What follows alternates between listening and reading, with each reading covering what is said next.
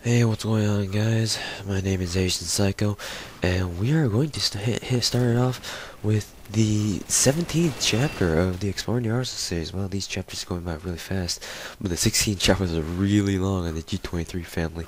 But thank God that finally managed to get through all of them, and we are now moving on to the weapons unlocked at the rank of Private.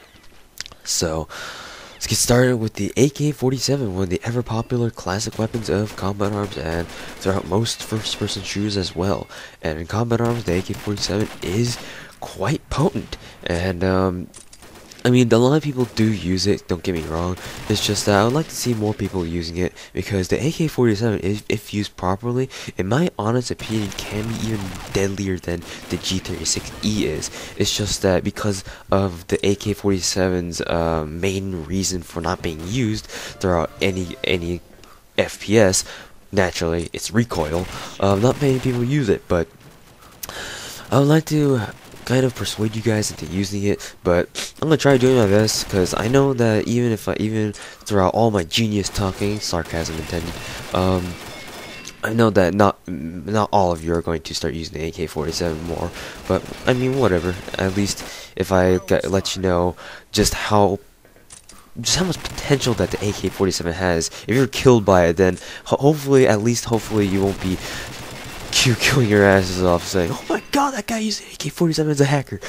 No, he's probably not. He's just probably good with the AK-47. The AK-47 itself is a very good gun. So, let's hit it off with the stats, as always. But first of all, before we actually go into talking about the stats, I would like to tell you guys all that I just recently hit 400 subscribers earlier this morning, and I would like to thank all of you for your ongoing support. The road here, it was definitely not smooth. Yeah, I know I had some of those controversial videos out there, but you guys know what they are. But surprisingly enough, I didn't lose any subscribers at all. I mean, lots of people dislike those videos, but I didn't lose any subscribers, and that just goes on to show that those you guys at least know how to give your honest opinions, even if I don't value them. And I still thank you guys for your ongoing support. And yeah, I'll be releasing a lot more videos in the times to come. So I am not going anywhere anytime soon. Those forms or subs. Hopefully you guys will stick with me till the end, whenever that end may be, and I assure you that that kind of end will not be anytime soon. So, thanks for sticking with me throughout all this time, guys, and we'll get started with the AK-47 review, not the AK-74, because I've already done that. The AK-47 review. Those are two different guns, don't confuse them.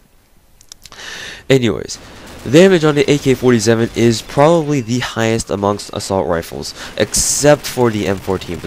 But in any case, the M14 is considered a battle rifle and not an assault rifle. So, in terms of technicality, the AK-47 series is indeed the most powerful assault rifle series out there.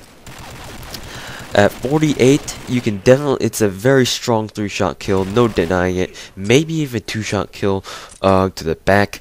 Not too sure. I have not tried testing it, but definitely no one's gonna survive this bad boy at more than 3 shots at close range. So yeah, power definitely something strong on the AK-47, as it should be, and throughout all kind of FPSs that this gun is featured in. Because in real life, I know I wasn't going to talk about real life attributes of the guns here in combat arms, but in real life, the AK-47 is indeed a very powerful assault rifle, firing those 7.62 by 45mm rounds. Those things hurt like a bitch, and if you want to see the kind of damage that they can do to you, just go watch FPS Russia's video on rifle calibers. I think the video is called Russian Fruit Salad. So if you go on YouTube, type in Russian Fruit Salad, and click on the first link that comes up, yeah, he fires a 7.62 by 45mm cartridge fired from his gold AK-47 that ironically looks a lot like the gold AK in combat arms. And you'll be able to see just how much damage that thing can do. So yeah, by no means is this weak. It's very powerful. Portability at 55 is basically the same as the. It's just 2 points lower than the G36E, and I believe it's the same portability as the M14 camo. And portability obviously is not that great on the AK47. AK47 is obviously pretty heavy. So definitely is not something you want to be running around with, but by no means is it slow. It doesn't feel slow, because it is an assault rifle. No matter how low its portability is, at 55, it's still manageable to be running around with. Though, if you do want to get somewhere quickly, as fast as you can, of course, just take out your pistol or something like that, or your knife, if you got the tracker knife on you. But portability for normal, like running around and stuff like that. If you know that enemies are near, just don't bother taking out another weapon, because the AK47 is not that slow. Even though Nexon does say it has a pretty low portability, but by no means is it like snail's pace slow. So yeah. Rate of fire is at 68, and I believe the G36E has the same rate of fire as well. So, yeah, they got the same rate of fire. I would have expected the G36E to have slightly faster rate of fire, but whatever. They are both very powerful, and 68 rate of fire is on the lower end of assault rifles' rate of fire spectrum. So, the AK-47 obviously is classified as the slower firing but much heavier hitting assault rifle. So, that explains its rate of fire. Now, this is where it's kind of inaccurate for the AK-47. Combat Arms says that AK-47 has a 90 accuracy, and that's not true at all when you compare it to its real life counterpart.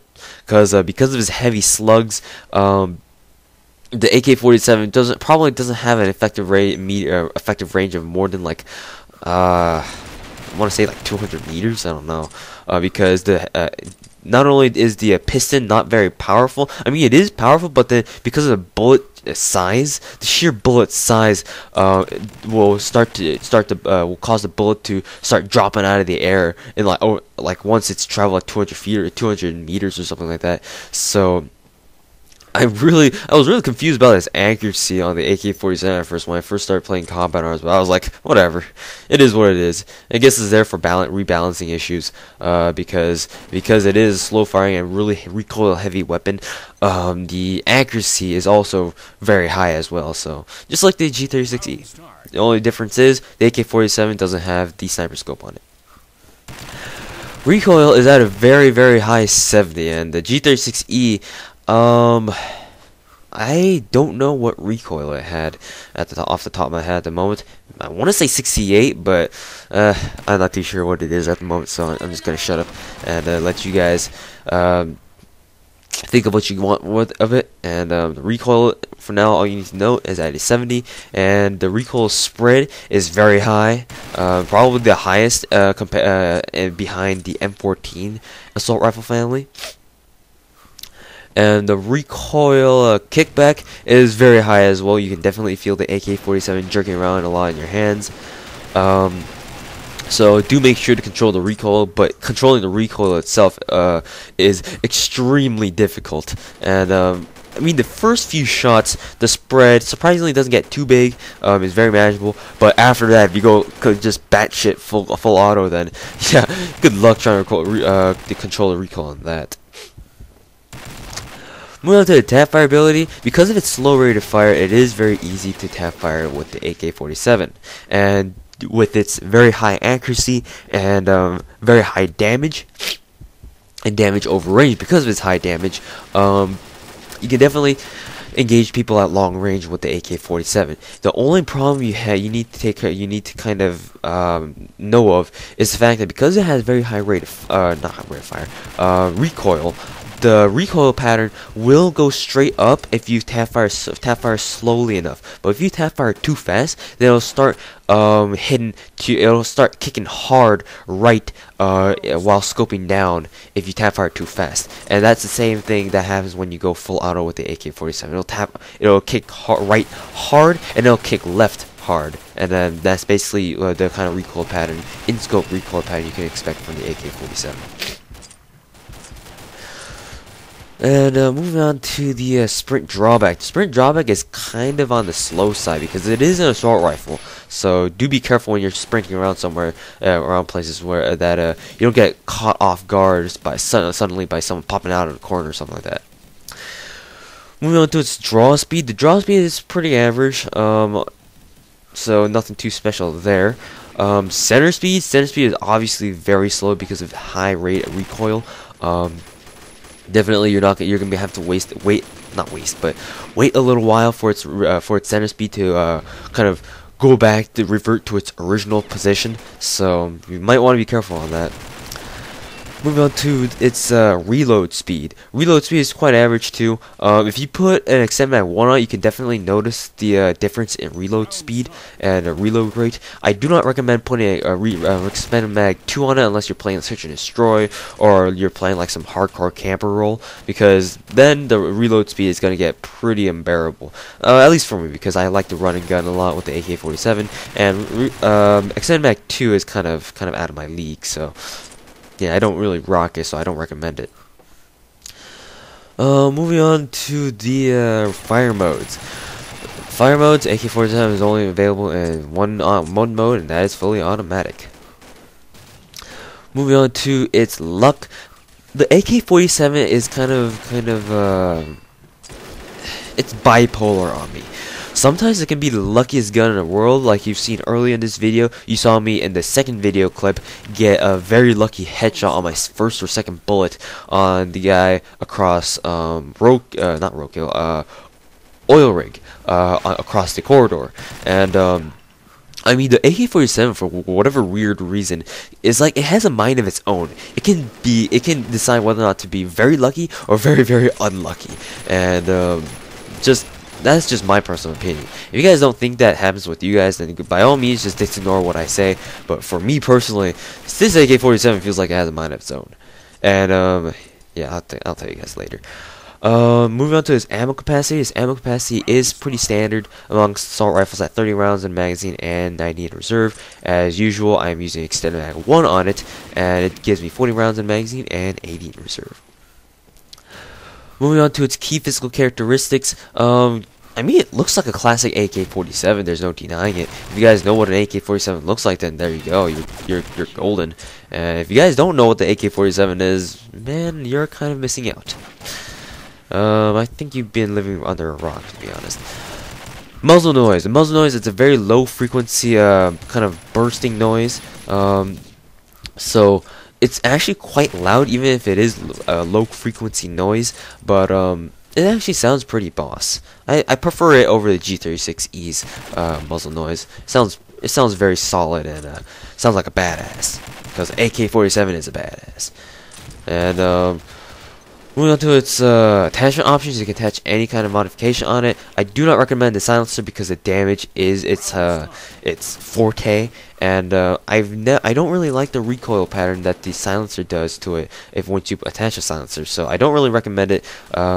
Either magazine modifications and scope. Honestly speaking, I would prefer the ACOG in most situations. Sorry about that, but the ITEC works just as fine as well. I haven't tried the NX scope, the red dot sight, with a really huge ass red dot in the middle of it, like a really huge sight. Like, it kind of looks like the COD 4 and the Modern Warfare 3 red dot sight.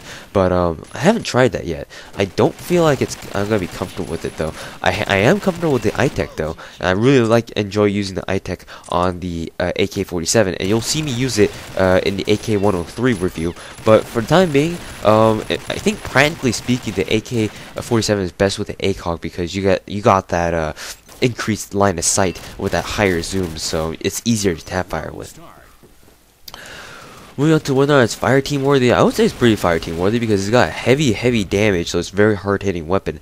And rate of fire isn't actually all that bad if you put in perspective. Like the G36E also has the same rate of fire, I think. If not, then please correct me on that. And because it has a because at the same time it's considered a slow firing weapon, you can really conserve your ammo with it. And because, like I said, because it has such a high damage, you can really go for those headshots and really knock zombies down really fast. Quarantine worthy, I wouldn't really say so, because not only is it really slow, it's also really slow firing, and damage doesn't really do jack shit against quarantine zombies, because no matter what, you're only gonna be doing 2 damage to them anyway, no matter what you shoot them with. So you might as well go with like a really fast firing gun anyway. My frank personal opinion about this AK-47. The AK-47 has been at one point has been my all-time favorite weapon in combat arms. And sorry for this lag here. This time I really don't know what caused it. But hopefully this lag probably will you guys will overlook the lag. This was the only video clip I managed to get for today. And what was I going with this? The AK-47 was one of my all-time favorite assault rifles when I first started combat arms. If you guys don't know, I did start combat arms in its open beta stages back in summer of 2008. More specifically, the month of July. And when I first started, I always used the AK-47. The AK-47 was my go-to gun. I always used it because it was such a badass gun, and I used to knock people down really fast with this AK-47. And the reason why, and then most people wouldn't be using it because they couldn't learn how to control the recoil on the thing, and they thought the recoil was too big for them. But I use it because I don't give two shits about recoil, and I just go in there and spray at people's faces and get headshots and whatever. So AK-47, one of my all-time favorite guns. If you guys have not tried it already, I highly recommend that you do. For final rating, well, I said that I'm going to discuss that later, in the actual, the description, so I'm going to skip over that. You can once again check the description for my final rating on the weapons I review. And instead, for the next 2 minutes or so, I'm going to tell you guys how to use the AK-47 effectively, like a short 2-minute mini lesson. One of the most effective ways to use this gun, you've seen me do this in the Scar L and Scar L, NK16 Scar L and the Scar L Tri-Spear kind of request commentary video that I had done for I Hit Boom, or aka Core Boom. In that video, you saw me C-walk, and basically, if you guys don't know what that is or what that does, basically C-walking is you press your C button, which is by default to walk, which is kind of like crouching, where you don't make any noise with your feet, but you move a little bit faster, and you are still standing up.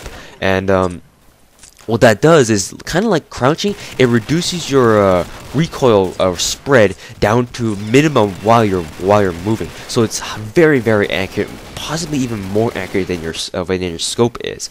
You've seen me do that. Like I said, you've seen me do that Scar L, and if you do that with the AK-47, you are also golden, because like I said before, the recoil spread doesn't spread immediately outwards for the first few bullets. So it's better than scoping in, because if you scope in, that means you have to be really precise. But this is more geared towards middle range combat. So if you do that in middle range combat, you are golden.